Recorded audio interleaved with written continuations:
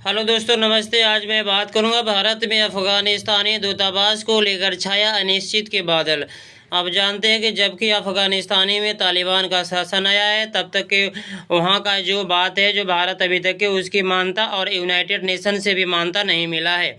हालांकि बता दूं कि भारत में जो इसके दूतावास जो होता है, दूतावास इसलिए बनाया जाता है ताकि एक देश दूसरे देश से इंफॉर्मेशन जो वो आसानी से प्राप्त हो सके किसी भी समस्या में।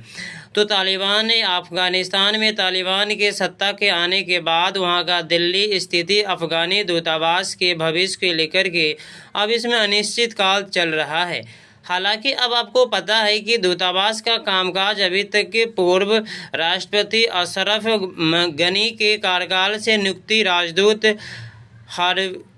फरीद मामूदई ही देख रहे थे, लेकिन कुछ पिछले महीने से उनको पता कुछ भी नहीं है। वह लंदन में दूतावास के दूसरे कई अधिकारी भी ब्रिटेन के कुछ अन्य हिस्से में शरण ले चुके हैं, लेकिन इसमें यह देखा जाता है कि इसके लिए दूतावास के बचे कर्मचारियों के बीच वर्चस्व की लड़ाई चल रही है। अब वर्चस्व की लड़ाई कहने का मतलब कि तालिबान और अफगानिस्तान के बीच में, तो इसमें विदेश मंत्रालय के सूत्रों से यह बताया गया है कि अफगान दूतावास की तरफ से जारी सूचना की इसमें सच्चाई यह है कि इसके लिए दूतावास के भीतर आपसी लड़ाई को भी सूचना है। बताया गया कि दूतावास के अगले दिन के भीतर अपना कामकाज बंद करने की लेकर विदेश मंत्रालय के पत्र लिखा था। अब दूतावास के संपर्क में कोशिश असफल रहा है। जब तक कि वहां पर कोई नहीं रहेगा तो संपर्क किस तरह से किया जाएगा।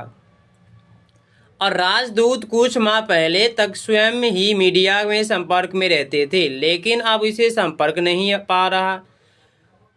सूत्रों के अलावा से बताया गया है कि दूतावास का बंद होना एक तरफ से अच्छा भी है। वैसे ही भारत में काबुल में तालिबान के साथ संपर्क साधा रखा है और इसे मानवीय आधार पर मदद देने के लिए सक्रिय भी जारी रखा है। भारत की अभी तक की तालिबान सरकार की मान्यता नहीं दी है।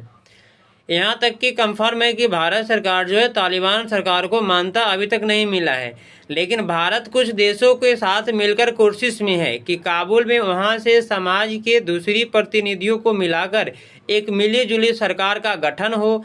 बाहर से अफगानिस्तान की स्थिति पहले से ज़्यादा स्थिर दिखाई दे रही है, लेकिन अभी तक इसका मानना है कि स्थिति खराब होने से ज़्यादा समय नहीं लगेगा। नई दिल्ली स्थित अफगानी दूतावास के कुछ अधिकारी तालिबान के प्रतिनिधि को भी दबाव बना रहे हैं।